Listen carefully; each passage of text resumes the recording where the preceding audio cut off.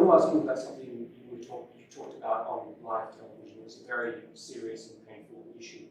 You were asked about the epidemic of sexual violence and rape in Pakistan. And you acknowledged the seriousness of the problem, and you talked about Pakistan's strict laws. You were also quoted as saying the practice of women wearing veils, quote, is to stop temptation. Not every man has willpower, you said. If you keep increasing vulgarity, it will have consequences. This created, as you know, a bit of an uproar, and you were accused of rape victim blaming. How do you respond to it? It is such nonsense. What was I saying? I said that the fastest crime, when I first came into power, I asked the heads of police, what is, the crime figures? The crime that was rising the fastest was sex crime. Sex crime was not just rape, it was child abuse. Child abuse was really what really shocked me. And the disturbing thing was that barely 1% got reported. The families of the victims, whether they were girls or whether they were children who were being abused, were so embarrassed that they would not report it. So therefore, what I was saying was that law enforcement can then basically only deal with less than 1%. The rest the society has to deal with. And the society through awareness. And I never said veils. This was never said. I said the concept of parda. Concept of parda is avoid temptation in the society. So, and I went further. We don't have discos here. We don't have nightclubs. You don't have any, like in Western societies, you don't have any places where boy meets girl. So it is a completely different society, way of life here. So if you raise temptation in the society to the point, and all these young guys have nowhere to go, it has consequences in the society which were reflected in the crime chart. So one, you fight sex crime through law enforcement, but because the majority, and majority means 99% of sex crimes are not reported, and this is according to the police officers. So therefore, the society, public, schools, awareness, teachers, media, everyone must join in because that's how we will sort of raise awareness against sex crimes. So the concept of, I used clearly, I know exactly what I said. I said the concept of parda. Parda is not just, it's to reduce temptation in the society. So this is what I'm trying to get is the clarity, and I'm glad you can explain this. What are the forms of temptation that need to be curtailed to stop the rise of rape? For one, and remember, rape is less. Sexual violence. What are the forms of temptation? So child abuse is much more than rape. So these were the shocking things. So, for instance, one thing we also discovered, because then we did a bit of research on mobile phones. Right. Children have mobile phones. Material available on mobile phones. Children have never been, they've never seen such material in human history. It's never happened. Children have never had this exposure before.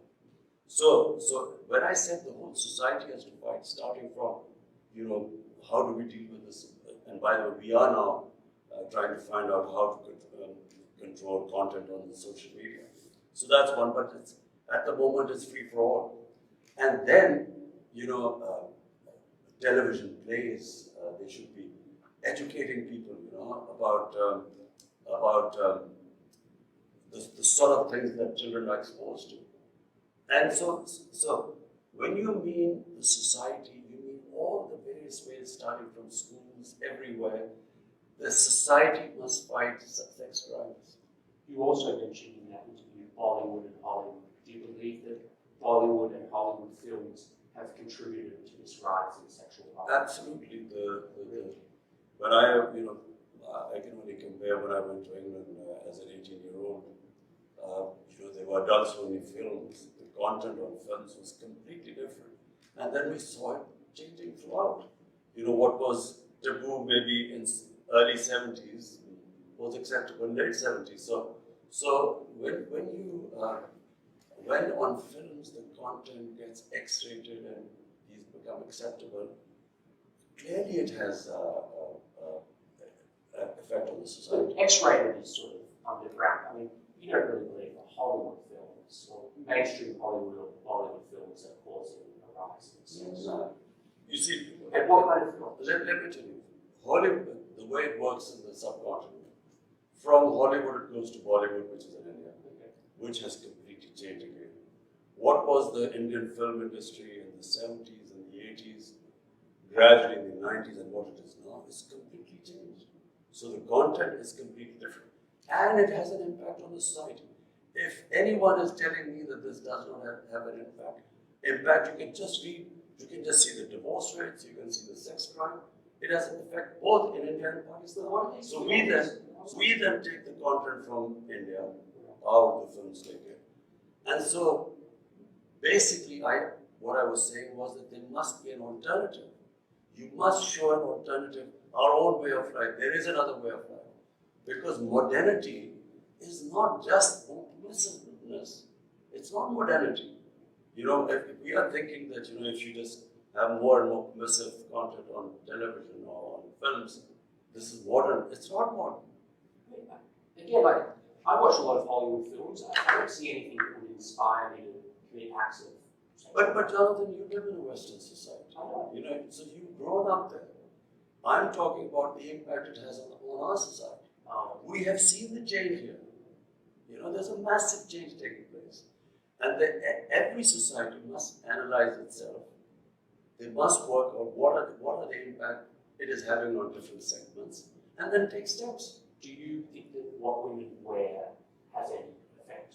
That that's part of this temptation? Well, you know, if a woman is wearing very few clothes, it will have an impact on the men, unless they're robots. I mean, it's common sense. Yes, but is it really going to provoke acts of sexual violence? It depends which society you live in. If in a society people haven't seen that sort of thing, it will have an impact on them. If you grow up in a society like it, maybe it won't on you. So, I'm not talking, Jonathan, you must understand, this is this problem we face, this cultural imperialism. Whatever is in our culture must be acceptable to everyone else. It's not. Every culture is different. And therefore, when you introduce things in a culture, it has different impact there. Forgive me, like, when you were a cricket star, you were seen in, as a playboy, you know, there were photos of you with your shirts off and your bedroom.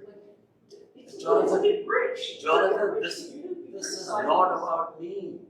It's about my society. Why don't you feel like it's a bit rich for you to say? Jonathan, listen, it's about my society. My priority is how my society behaves, what reactions are caused in my society.